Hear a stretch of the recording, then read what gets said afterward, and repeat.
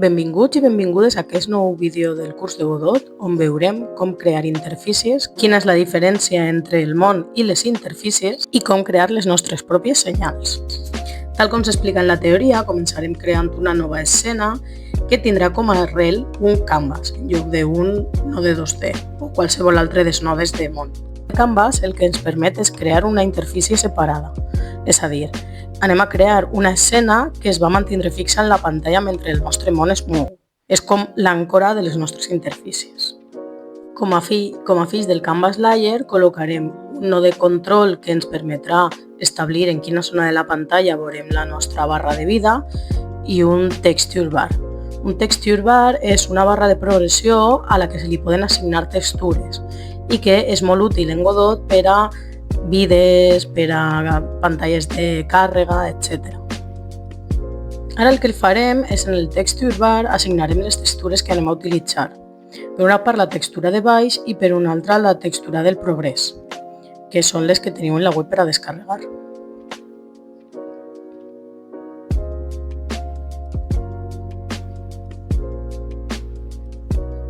Com que la barra de vida la veig molt gran, des del mateix Canvas Layer el que he fet ha sigut fer-li un transform i escalar-la per a que siga més menuda. I salvem l'escena.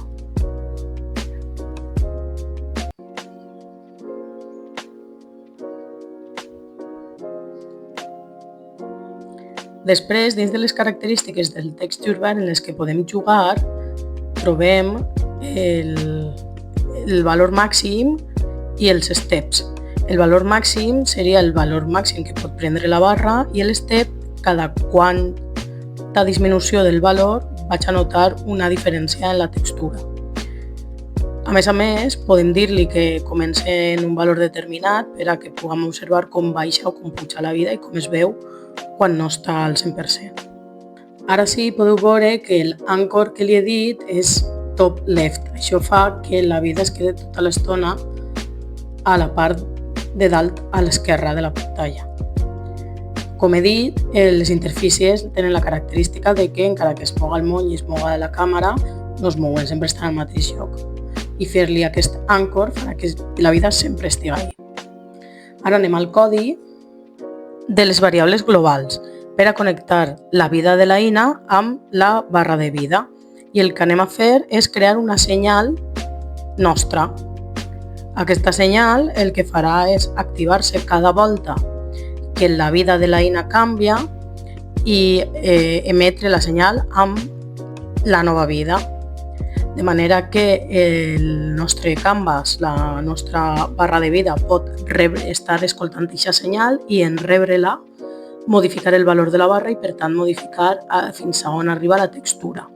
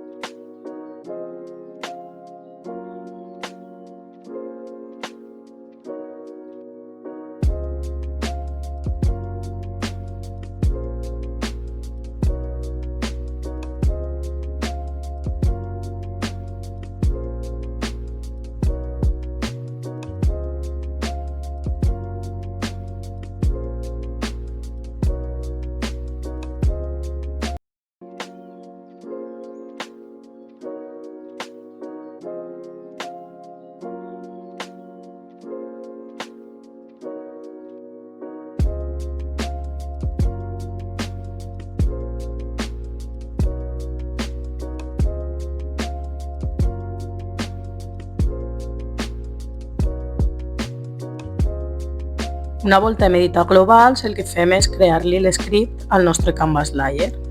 En aquest script el que anem a fer és estar escoltant aquesta senyal que hem creat en globals i modificar el nombre de la barra d'acord amb la senyal.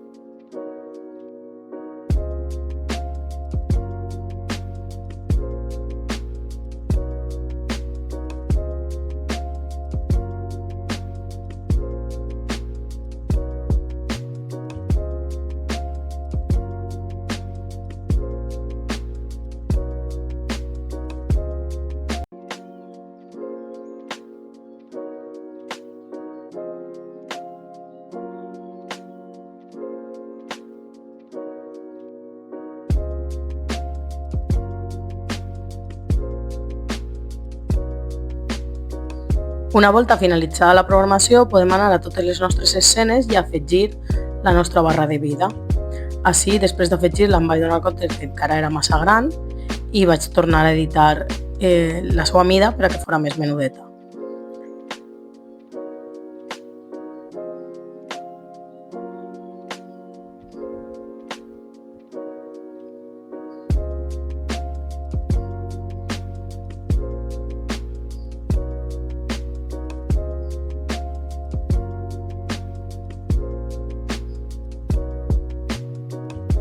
Ara, si provem l'escena, podem veure la barra de vida dalt a l'esquerra, veurem que encara que l'eina està movent-se per la pantalla, la barra de vida no es mou, i podem veure com baixa cada volta que el bloc li lleva vida a l'eina.